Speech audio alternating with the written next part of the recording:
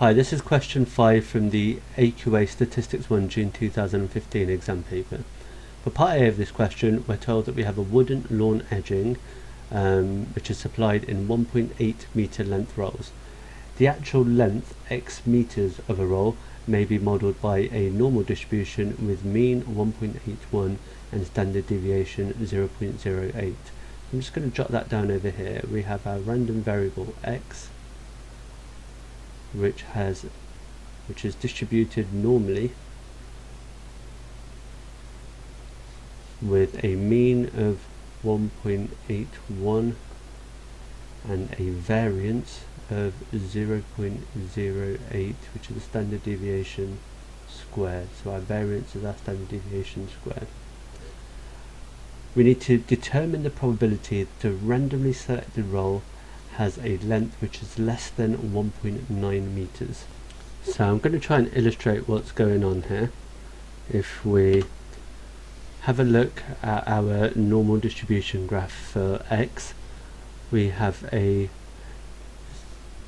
our mean value, which is going to be over here, which is 1.81,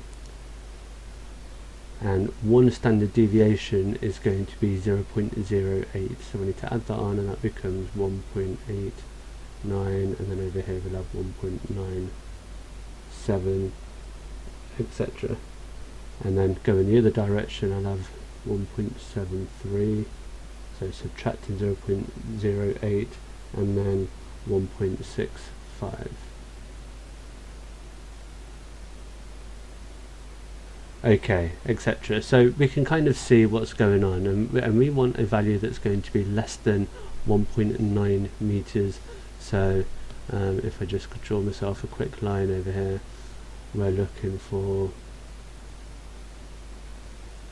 this area here, which will give us our probability.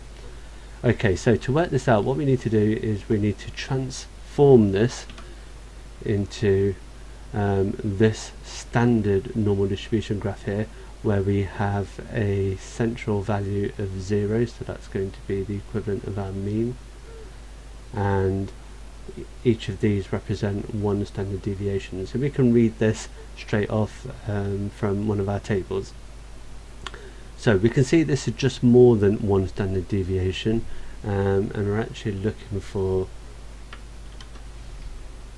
if I move this directly down from here, we're looking for what z value is here, and therefore we can read off from our table what our p value is, our probability, which will be the area under the normal distribution curve on this side.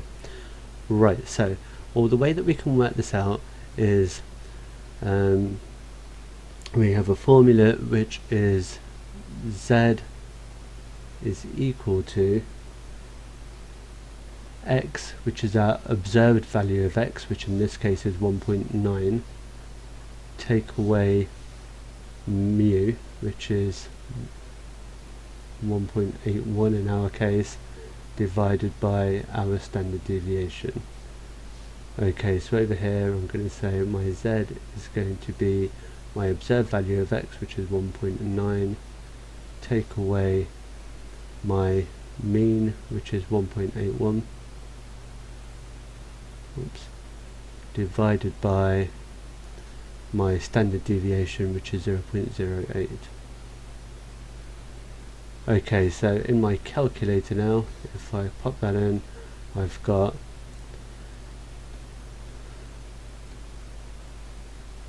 1.9 take away 1.81, and then I'm going to divide that by 0.08, and that gives me a z value of 1.125. So that's going to be equal to 1.125. Okay, and now I want to calculate my p value from this. So sorry, I want to read off my p value for this. So if I go over to my table over here, I've got 1.125 as my z value that I want to read off. So I'm going to read off 1.1 instead of 25, 1.13, which is going to be this value here. So that's 0.87076.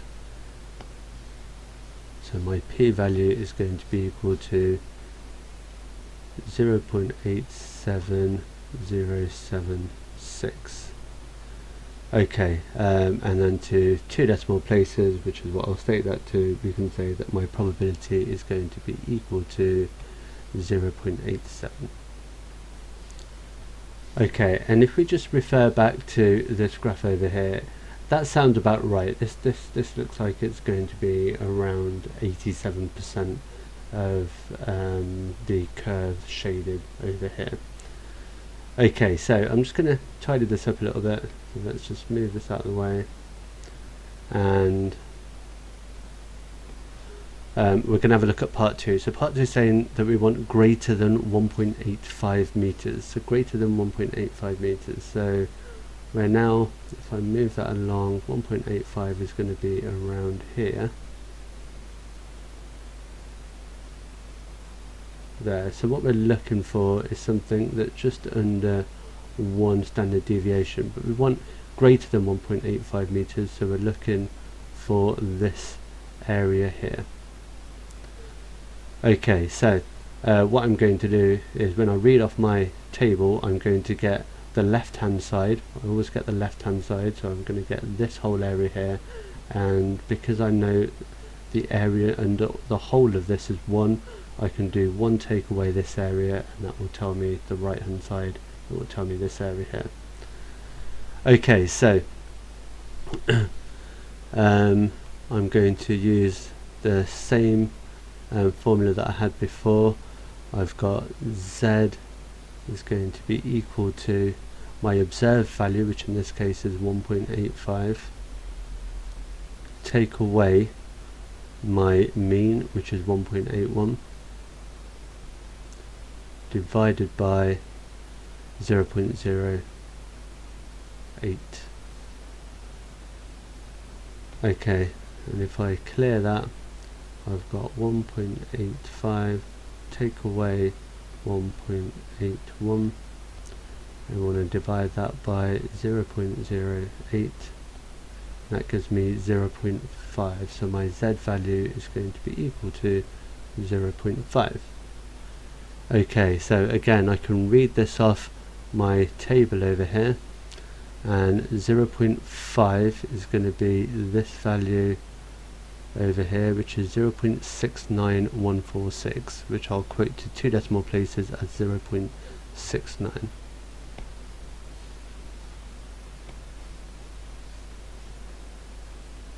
So my P is going to be equal to, now we need to be careful here because it's going to be 0.69 is this bit, and I need to do 1 take away 0.69, which is going to be equal to 0.31. Okay, so my probability for greater than 1.85 meters is going to be, well, that's going to be 31%, 0.31. Okay, I'll just tidy that up a little bit.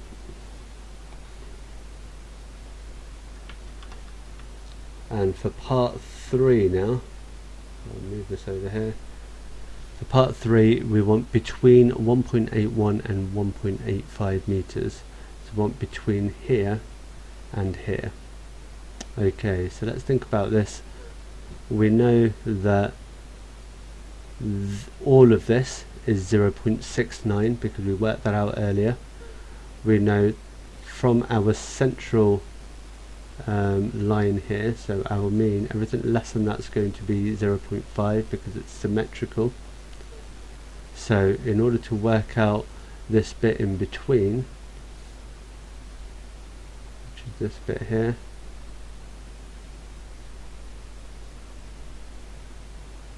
we're going to do 0.69 take away 0.5. So I'm going to do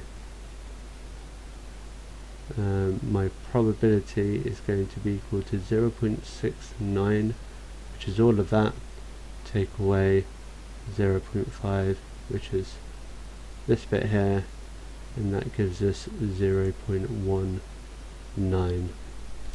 That's going to be the probability between 1.81 and 1.85. Okay, now for part B, it says plastic lawn edging is supplied in 9 meter length rolls. The actual length y meters, so this time y is going to be our random variable. So the actual length y meters of a roll may be modelled by a normal distribution with mean, mu and standard deviation sigma. So what we're saying is that y is distributed normally with a mean of mu, so that's one of our parameters, and a variance of the standard deviation squared, and that's our other parameter. Okay, and an analysis of a batch of rolls selected at random showed that the probability of y being less than 9.25 is going to be equal to 0.88. So we want to use this probability to find the value of z such that 9.25 take away mu is equal to z times our standard deviation, where z is just our standard normal distribution. Okay, so I want to find out what the z value would be that corresponds to this probability of 0.88. So I'm just going to come over here, and again, this is in your formula book. We want to find a p-value of 0.88, probability of 0.88, which is this over here, and find the corresponding z value, which is 1.175. So coming back over here, I know that my z value for this is going to be equal to 1.175.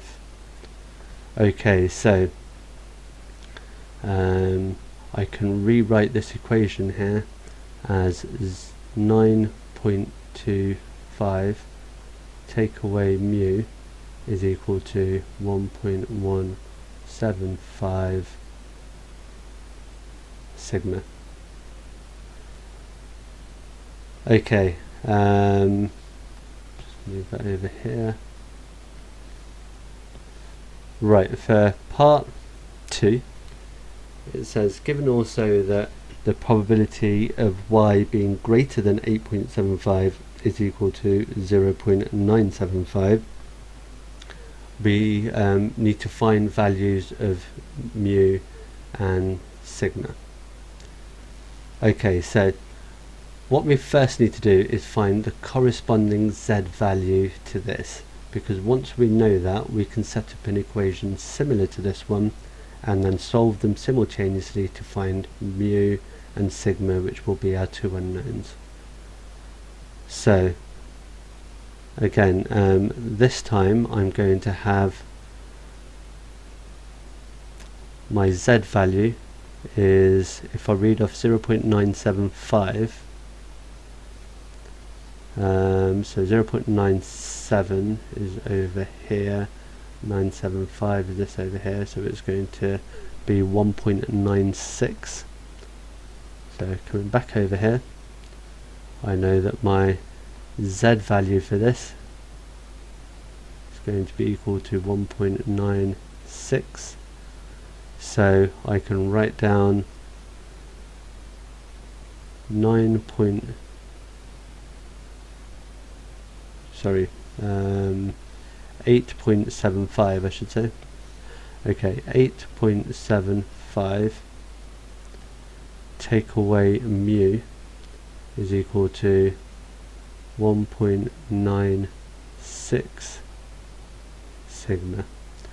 And what we need to be careful of here is our z value is going to be negative. It needs to be negative 1.96 sigma, and that's because we're looking for our y to be greater than 8.75. Okay, so we're going in that direction. Right, so I can now solve these simultaneously. So I've got two equations and two unknowns. So if I do this equation, take away this equation, I've got 9.25 take away 0.875, which is going to be 0.5. I've got negative mu take away a negative mu, which gives me no mu, and that's going to be equal to 1.175 take away a negative 1.96, which is going to be the same as 1.175 plus 1.96 take away negative 1.96, the same as plus, is equal to 3.135, so that's going to be 3.135 sigma.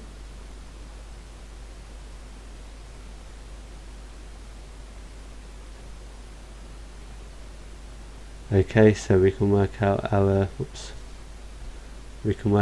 sigma value now. Is going to be 0.5 divided by 3.135.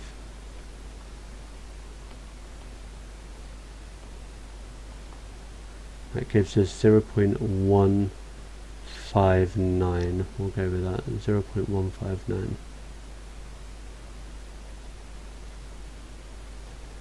Okay, and now we know our sigma value. We can substitute that into one of these equations. So I'm going to sub it into this top one. So I've got 9.25 take away mu is going to be equal to 1.175 times by sigma, which we now know is 0.159. So we'll keep this value and times it by 1.175.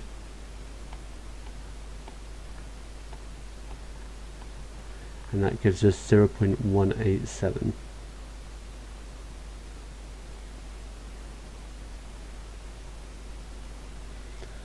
Okay, which means mu is going to be equal to 9.25 take away 0.187. So mu is going to be equal to 9.25 take away 0.187, which gives us 9.06.